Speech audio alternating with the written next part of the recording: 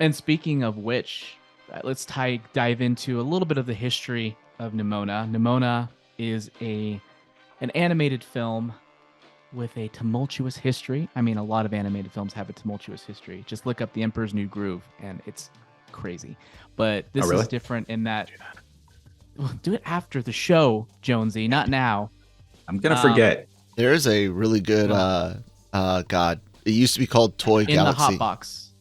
Oh no. No, I was gonna say it used to be called Toy Galaxy, and now it's Secret Galaxy YouTube channel, and Dan Larson does the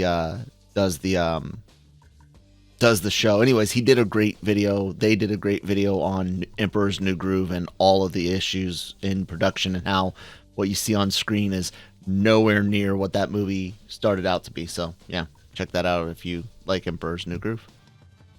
Yeah. It originally was supposed to be closer to like The Lion King in terms of tone. The sweat box. Style. The Sweatbox, that's it. That was an unreleased documentary that has been released, I think, on YouTube. You can probably find it other places where it's literally See, the best kind of isn't it a documentary good that thing you looked this Kyle up, and me Jones? like. Because I said the wrong Because thing. okay, because Kyle and me like documentaries that are just like, here is like we're pulling out the blood, sweat, and tears and showing it, as opposed to being like, hey, this is a great director. Hey, they're such a great actor. Hey, Here's we the did shit such a show. good job today. Check it out. Yeah. Love it. Anyways, Nimona, I can't speak to on that level of how things were, but there's a lot of studio shenanigans. So it originally was a Blue Sky production. They did Spies in Disguise, the pigeon one with Tom Holland and Will Smith. And then they were purchased by Disney because they were part of 20th Century Studios, or 20th Century Fox back then. I think Disney essentially was assessing what they had to do with, and they're like, let's get rid of Blue Sky Studio and everything that you're working on, including Nimona. And after the fact, it was stated and revealed via various articles and insiders that one of the reasons why they decided to can Nimona along with it was that it was too gay for them, or at least for their brand.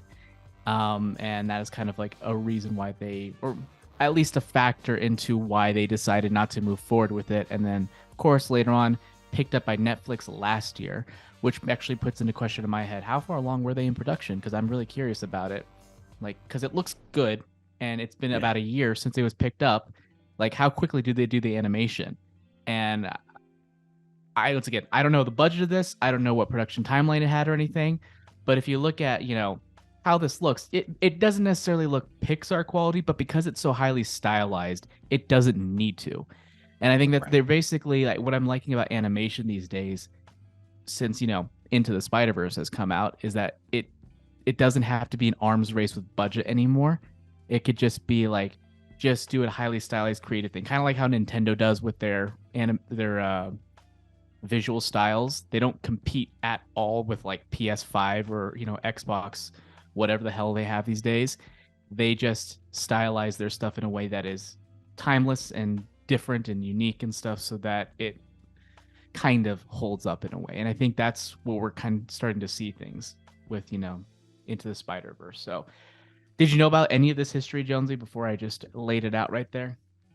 No, I looked this up after the fact. So in preparation for the show, I just looked some of this stuff up, and it started hitting my web browser. I was like, oh, did you see this? And you're like, yes. So did you know beforehand, or did you find this out after the fact? This is the only reason I knew anything about this movie. Really? That's all I knew going into it, was this history behind it. And as a result, it gauged my interest, because I remember when it was canceled, and then I remember when it came back. So I was just like, I want to see the thing that was canceled and came back. That's what I want to do. And it ended up being really good. So no complaints here. I'm really curious how it would have impacted Disney's image had it been them that released this movie rather than I don't think Netflix. I'm sure there are a lot of people who would have freaked out, but also I wonder what it would have done to their animation slate, because I know they had Elemental just came out not doing great.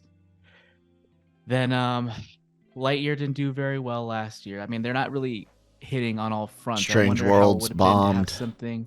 Strange So World many bombed. different things.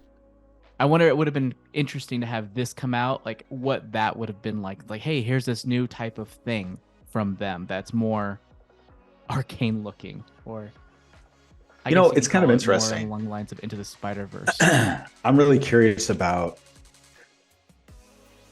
part of the narrative here, right? So if you look at what's happening with this film with Nimona, there's this discussion about how Disney is very like, oh, you're giving lip service to the LGBT community, like you were talking about the Don't Say Gay bill in Florida, and you also try to bury this movie. At the same time, though, they also had a film, Strange New Worlds, that was released, and it was yet another first Disney homosexual character, and that film flopped. And so it's very... Yeah, I'm you're right. curious. It didn't really do anything to the image at all from the message perspective that much, Right. anything.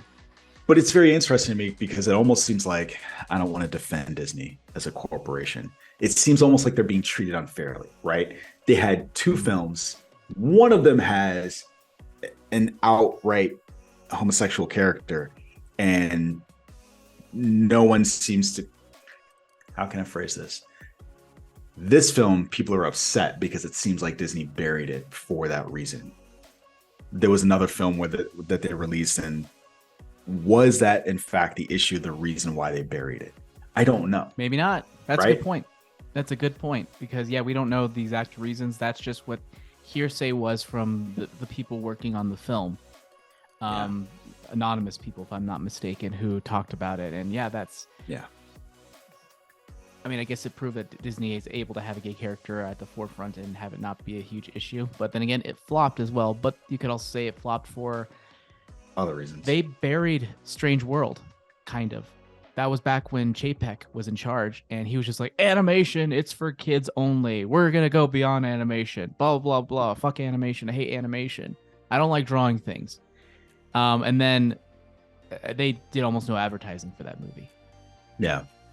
It's kind of interesting to remember around about a year ago, Netflix said that they were going to slash their animation department. As a matter of fact, not just slash, like they were cutting people, they were letting people go. And so now this seems to be doing pretty well. It's, 93 high. I'm curious what the watch hours on this are going to end up being. Hopefully good. Like, I want people to see it. It's a fun movie. I think it's got good message. It's got a lot of emotion to it. Yeah, by the flashback with Nimona, I was just like, it was very predictable, but it was also, I think, worked very well. Yeah.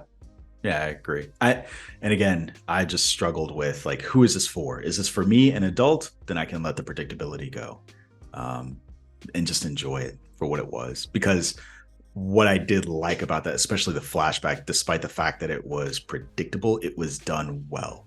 The silent animation style, like the no words for the most part. I think right up until the end, right? And I like that. Yeah, it's very artistic. Like, as I was watching it, I was just like, "Oh, they're trying to out Pixar on this flashback. They're trying to pull at your heartstrings purely through visuals."